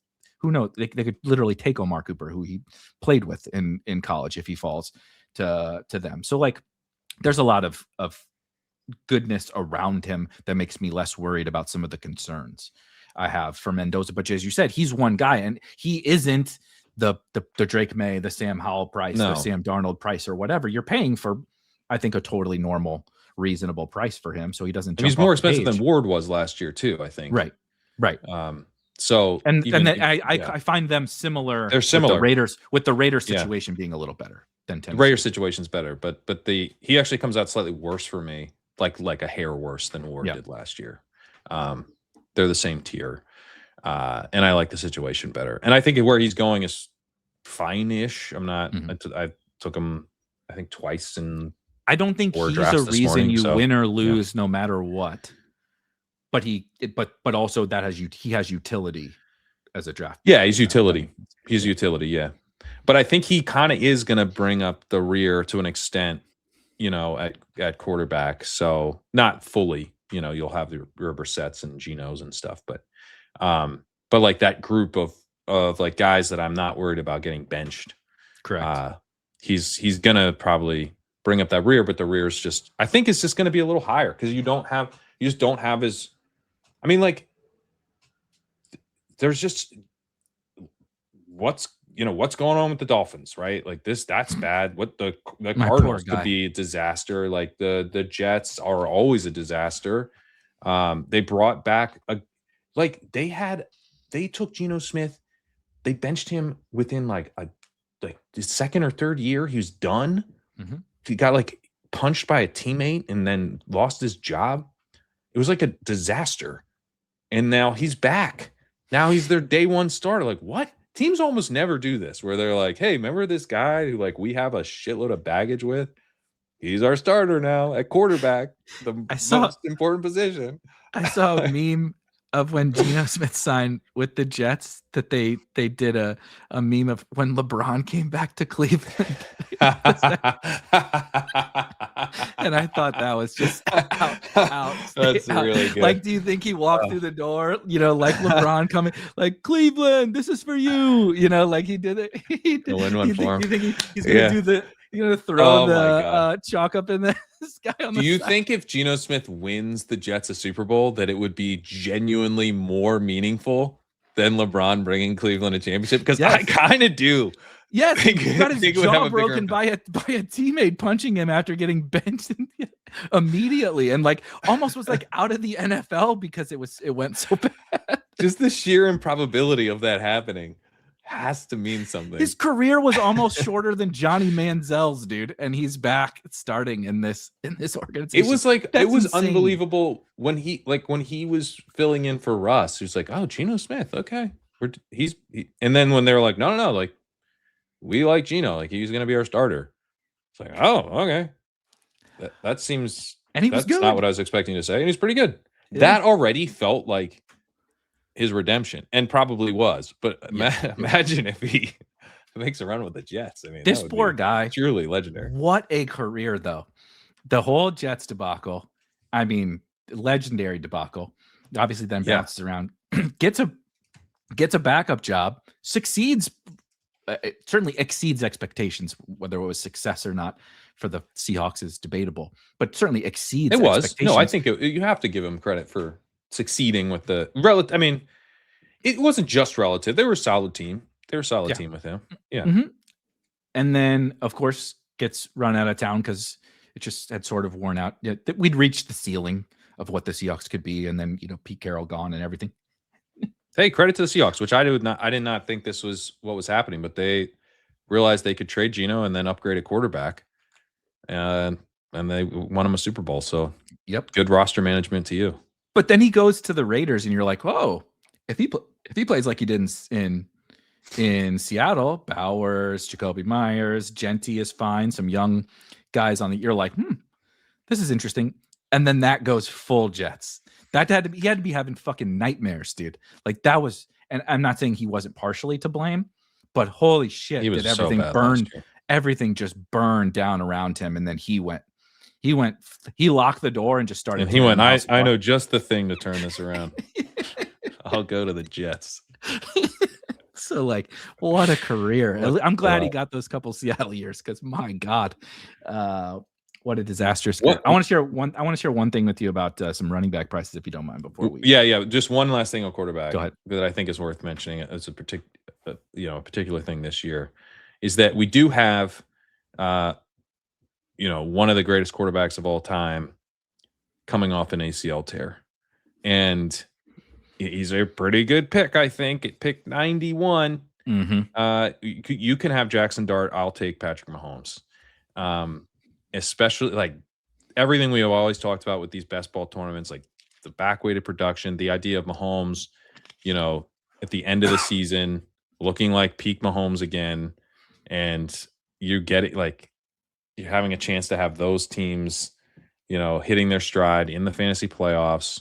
He's stackable. Kelsey's cheap. You can take Xavier Worthy. Rice is a target. I think it is, not a fun target, but he's underpriced relative to how many points he's likely to score this season. And so you get Mahomes, and then look, you're probably gonna have to fill in some additional kind of quarterback. You took a little bit of a hit to your advance rate when you take Mahomes, even though he is, somewhat cheap. He's the cheapest we've seen him. But that means you probably are looking more at 3 quarterback builds. So I end up taking a lot of Mahomes, and that makes, I think, 3 quarterback builds a little bit more appealing. So it's like a quarterback who would normally be like a clear 2 quarterback build, at least in the way we used to think about things a couple years ago. Like he's now a clear 3 quarterback build. And I think you would also probably say the same of Kyler Murray, who like, I like drafting Murray, but it's a little shaky. Sure. Things could fall off. He could be benched and come back or something like that. Like that seems very plausible. He could, he could get banged up or whatever. And so there's like more utility even to the Genos and to the Jacobys because of Mahomes but also like Darnold and Stroud, those that tier, I think has a little bit more.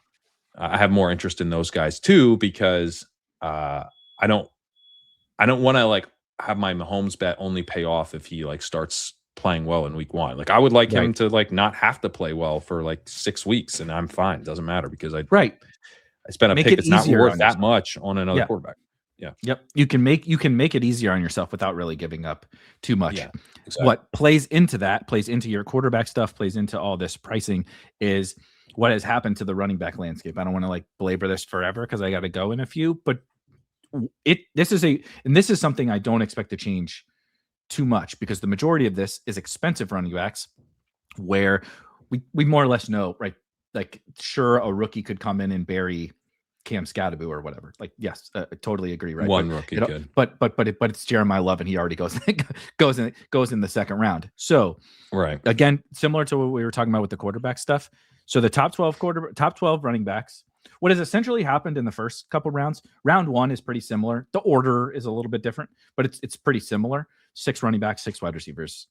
Change the order however you would like it, close enough to the last year and the last couple of years, though it was like 3 years ago where it was like 9 wide receivers in the first round, because we did the thing we did. Nobody needs to worry about it anymore. We had the wide receiver apocalypse. It was a lot of fun. It triggered a lot of people. We maybe took it a little too far, but anyway. round one is mostly the same. Round 2 has like completely flipped. It's like all running backs. It's the 2 tight ends. It's the 2 tight ends, like 9 running backs or 8 running backs or something like that, and a couple of wide receivers in round 2, give or take. So what that did is it pulled up, right, all your sort of RB1s are 7 to 8 picks more expensive on like the collective group, right? And you move down a little bit more, the RB16 last year, the RB16 went at pick 46, right? So almost the 4 or 5 turn. The RB16 goes at pick 31.5 right now on Underdog. So another big shift down to RB24, which is ironically Bashal Tutin, who we talked about. He goes at pick 60. That was pick 70, which is not a smash now, right? Right.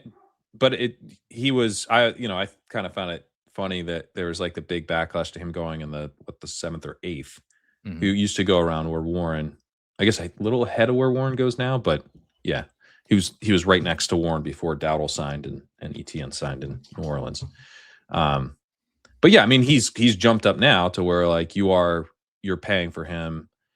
Maybe not as like a every down starter. There's plenty of upside if you were to have that, but yeah, I mean, there's some risk to where he goes now for sure. Then to get down through right RB 25 to 36, again, still more expensive, right? The RB 36 was at pick 119 last year. It's a pick 108 this year. So sort of everything in the expensive ish or the premium 0 RB candidates, right? Sort of your elite running backs down into your dead zone, down into your like premium 0 RB guys are all more expensive than they were last year. But then what plays into like what you talked about with quarterbacks, what we've sort of talked about with this market, now you get down to the cheapies, right? RB 48 and beyond. They're cheaper because there's this feeding, right? People are panicking about quarterbacks. More people are drafting early running backs, so they need wide receivers now, right? And once you get into the 150s, I need my wide receivers.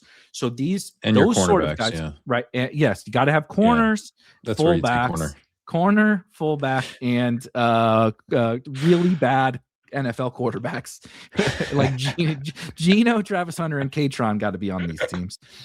But it gets right. The running backs back there get cheaper. So like you talked about, with like maybe a 0 running back team, you're like, okay, I'm accepting a little bit more weakness. It's possible that you're getting a better running back at pick 150 than you would have gotten in the last couple of seasons.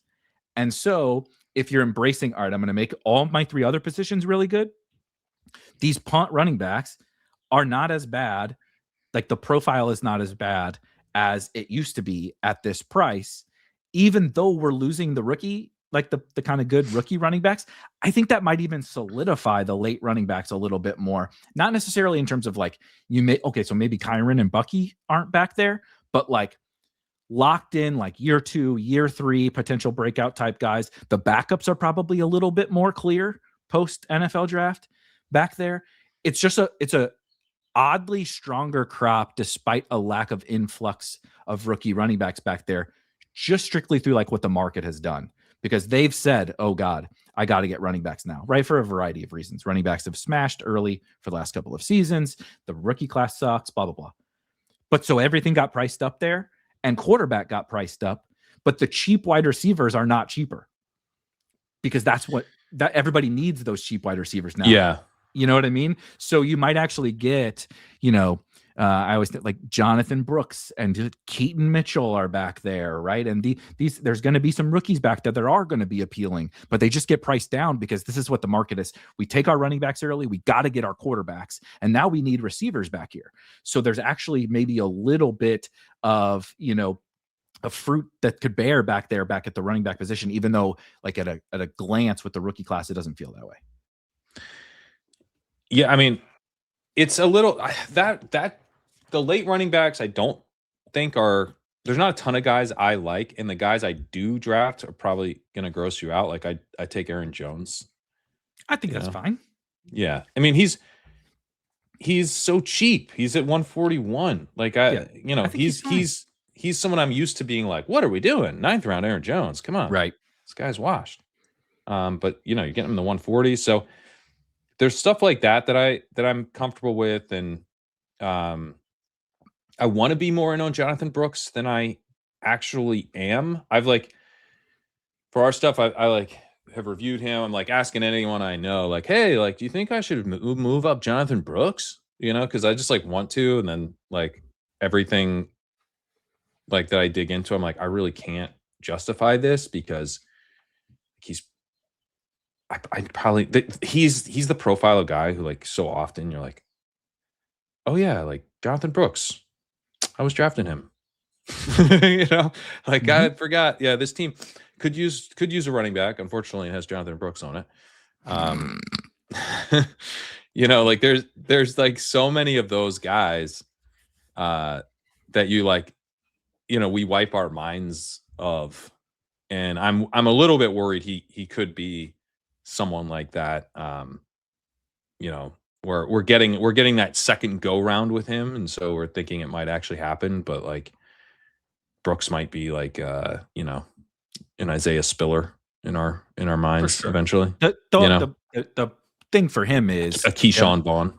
we haven't seen anything, right? A Right. lot of these other guys flamed out, so the feature, and they let Rico Dowdle go and did not as of yet, other than Trevor Etienne, who was terrible.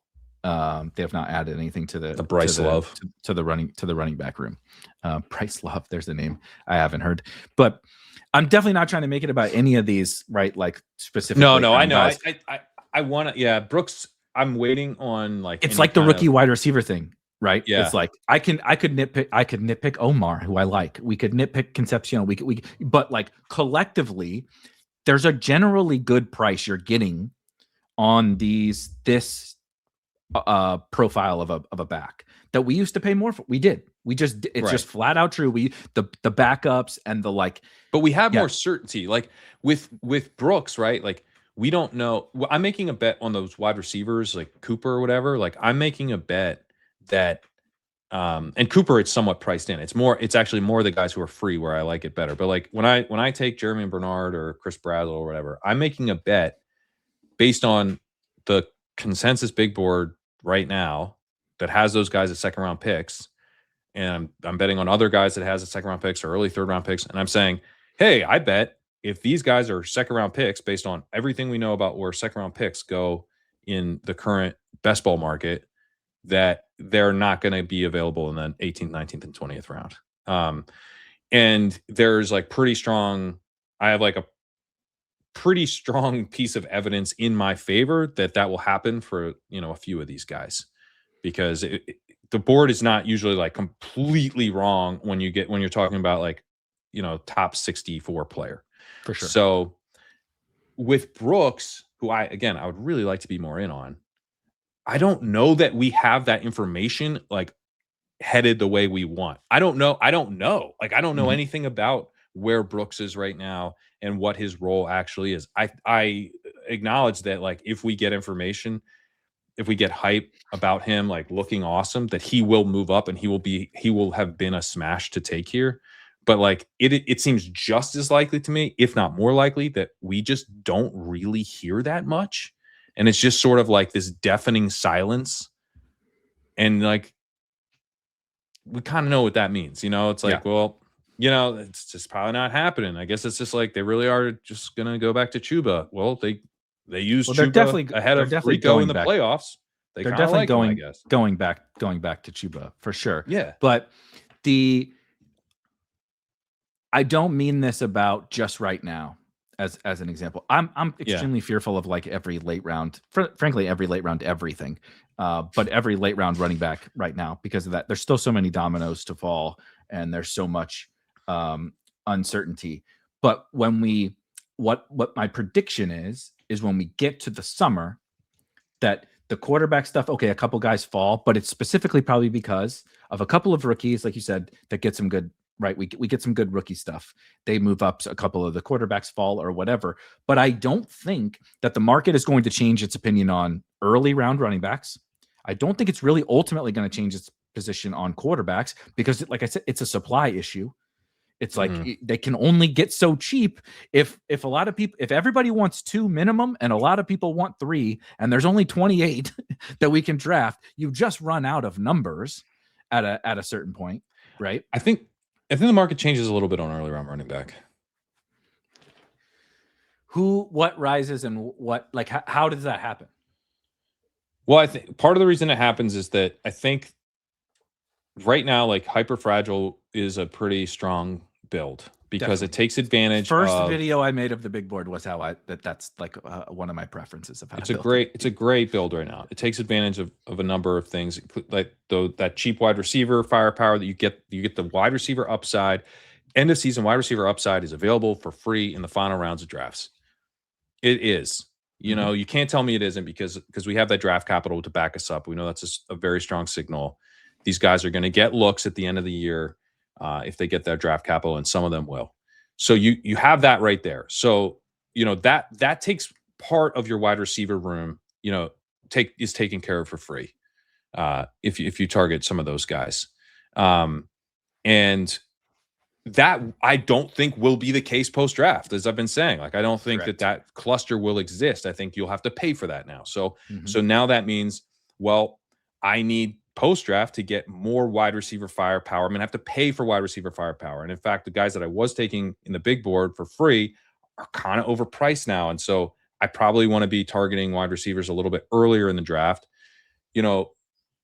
Depending on the prices, maybe we're not hammering them, but I think I'm probably breaking that tie in the 5th round to Carnell Tate if he's still going there. Where, like, I was drafting a bunch yesterday, and I was breaking the tie to Carnell Tate over, like a Travion Henderson or Scadaboo or whatever running back there.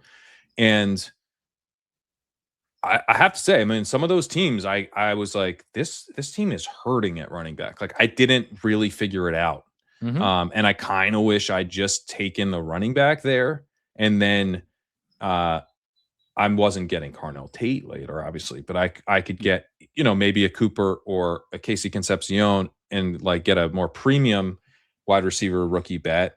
Or even, I like Jaden Reed, I like Josh Downs, like those types of guys there to help fill out my wide receiver room. Maybe I get a couple of those guys instead of one Tate, but I take a couple of the running backs I drafted who like weren't very good picks, and I replace that with like a 2nd-year breakout guy like Henderson or whatever, or Scadaboo, and they don't draft Love, and he ends up shaping up as a pretty big value as a result. So, or Quinshon Judkins is right there. There's these are like young backs that we think are talented are going in the 5th round. And if you don't take a running back there as your 2nd or 3rd guy, then you end up feeling a lot of times like, man, I never really figured it out because I don't have enough confidence in which running backs are like the good bets. But I think we get a little bit more confidence in terms of which running backs to pick post draft. I think we, and then we're going to start to have more clarity on some of these backfields and which kind of handcuffs and that type of thing is like really the prime ones to target. And then frankly, you're just wide receiver is going to have more scarcity in terms of end of season upside. And so that will then become a bigger priority to take care of early. And then I'm taking Tate in the 5th round. Like, if Tate's available 5th round post draft, I think he's a smash. I'd take him now because I still think he is kind of a smash. But then when I look at the team after, sometimes, not always, but sometimes I'm like, yeah, it's probably a team to take Judkins actually. And I think the market will. I'll be fascinated to discuss it again when we get to the summer, because I don't think the market is going to give up this chokehold on the early running back stuff. Maybe a little shift here or there. It will a little, but I think generally speaking, the shift to more early running backs and this whole like. Right. So how it's sort of how the average drafter is going in is they're getting their early running backs. Right. I hear the most wide receiver, bro. I mean, to people like you and I, or should we just fucking touted the hyper fragile, robust running back type draft strategy, right? Because I do think it's good. But I think like DeAndre Swift will fall like that level of running back. Like, I think that's fair. Yeah. But if the quarterback stuff is still close enough, right? So let's just say the running back prices are close enough, because people still have this running back thirst. It crushed for 2 years, dude. You can't draft all these early wide receivers. You definitely can't draft the 2nd round tight ends. You can't draft whatever. So we get our early running backs. We double back for a little bit of wide receiver, right? We got to get a Terry McLaurin or whatever on this team. Then it's like, well, let's take Mike Evans on this one. All right, deal. Mike Evans, star Christian Kirk. Ready? Okay, so star Brock Purdy and star Christian Kirk now on this team. This is definitely a boomer team. Saquon's on here, Derrick Henry's on here, Mike Evans. We got to get Brock Purdy in our little QB window, right? Because of A, we need him stacked, but B, because I don't want CJ Stroud. I don't want Geno Smith. I don't want Jacoby Brissett. So the quarterback stuff is still going to remain the same. But now I do need, even though everything that you said is completely spot on, and I agree with your approach and your assessment, that they don't care. They're like, well, I need late wide receiver. I haven't thought about the fact that those rookies aren't there anymore. I don't. Why do I care? I might not even take the rookies. Give me Darius Slayton again, right? Like that's it. Those people just Mooney. Right. Give me Darnell Mooney. Give me that archetype of a player, and they'll draft those guys, and we'll get right. So maybe not. It's not Jonathan Brooks, but you said Aaron Jones, Chris Rodriguez, Zach Charbonnet, Emmanuel Wilson, Keaton Mitchell. Charbonnet's not going to play most of the year. I think he's a little. Which is definitely okay. So Emmanuel Wilson / George Halani / Seahawks rookie, right? You know who I took the other day when on one of these teams where I felt like I got boxed out? Braylon Allen. Yeah. No, they haven't added anything. That Brees hates his fucking life with the Jets. Like he's gonna have the old hammy by week 6, right? Ready to get the hell out of Dodge. Isaiah Pacheco, David Montgomery's gone. Isaiah Pacheco goes to pick 169. Right? It's like what happened to me? What happened to, but I'm just saying, right? These are the. I'm not sure he's draftable. Dylan Sampson. He's so lost. Tank Bigsby backs up Saquon Barkley in Philadelphia. What about Will Shipley, your boy? It's over. Just give it up. If I'm giving it up, Tank is a better runner than Will Shipley. Sure, also, Will Shipley. I mean, I don't know. Tank's. Will Shipley is one of the greatest Sklansky moments of my life. I have bad news about Emmett Johnson. The 3 minutes. Oh no, hold on. The 3 minutes in the very first football game of the season, when Will Shipley checks in like 5 plays into the season for Saquon Barkley, and you feel like we did it. He is the backup. That is true. He catches a swing pass and takes it down to like the 3-yard line. He gets like 3 touches on the opening drive of the NFL season. Look, I was like, this is I made it. This is my moment. We did it. The next kickoff, because of course the backup running backs are on the kickoff, he gets fucking rocked. Absolutely rocked. Concussion, whatever, broke something, whatever. He's out for a while. So much so that they trade for Tank Bigsby, and Will Shipley comes back never to be heard from again. I got about 45 seconds of joy out of thousands of dollars of investment into Will Shipley. Emmett Johnson's top comp for me was Will Shipley. I don't know if Wayne that's Gallman, good or bad. Woody Marks, Wayne Gallman, Paul Perkins, Tyler Irvin, and Eno Benjamin. Where's Paul Perkins from? UCLA? I think he was UCLA. Yeah. Yeah. Let me see. UCLA. Led the Pac-12 in rushing as a sophomore. There you go. Seems bullish. Paul Perkins was pick 149 in the. So he fits in this. If the NFL draft were our best ball draft ADPs, he fits in this late running back window that we're talking about. Pick Paul Perkins would be. He's basically Aaron Jones. He's basically Aaron Jones. Yeah. All right, I do have to run. This was a ton of fun. It's always a pleasure to get back to talking with you. We'll get back to these more on a little bit regular basis here, but I do got to give you the chance to talk. I know you just came out with your quarterback article and running back article and everything. What do you want to shout out? Yeah, so I just published my quarterback article. It is tier 16 of the quarterback, so when I went deep, aka the Ty Simpson tier. Ty Simpson covered in detail in tier 16. No, tiers 1 through 6 wrote up.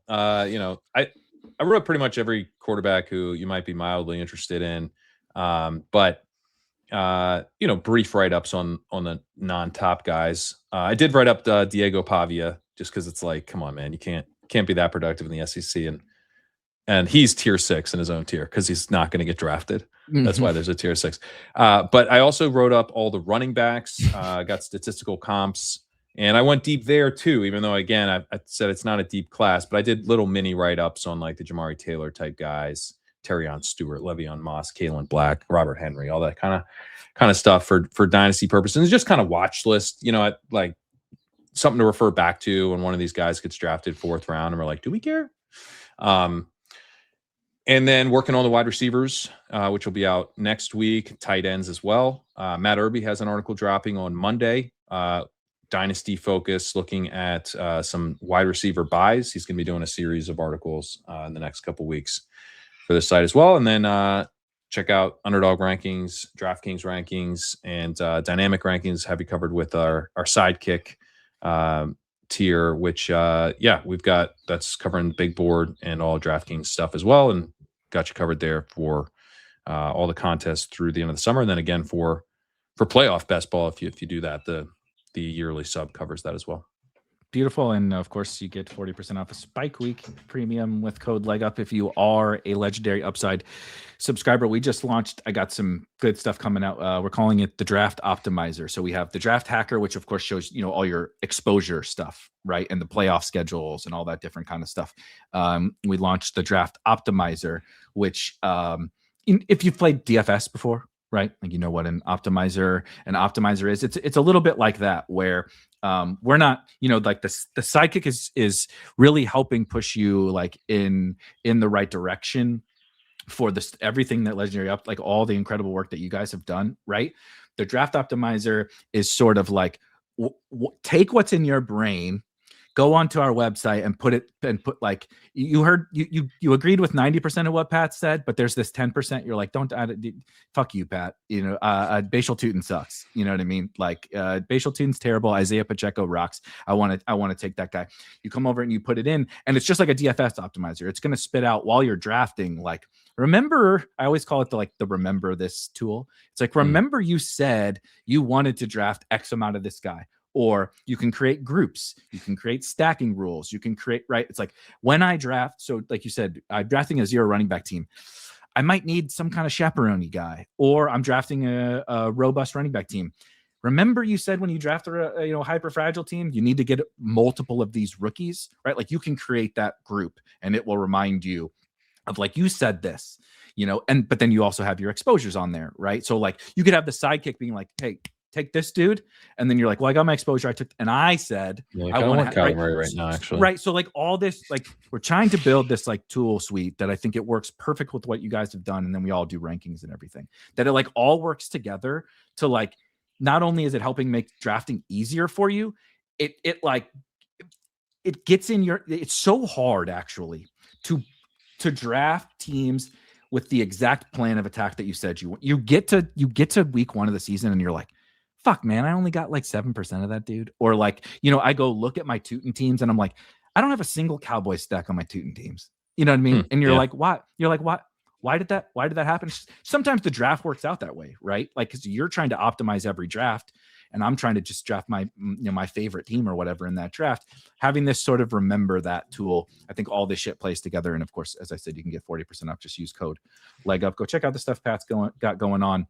We'll see you guys again very soon, and enjoy, I guess, baseball if you're baseball fans. So we don't got football for a while, and there really ain't shit going on in the NFL. So we'll catch you next time. Peace.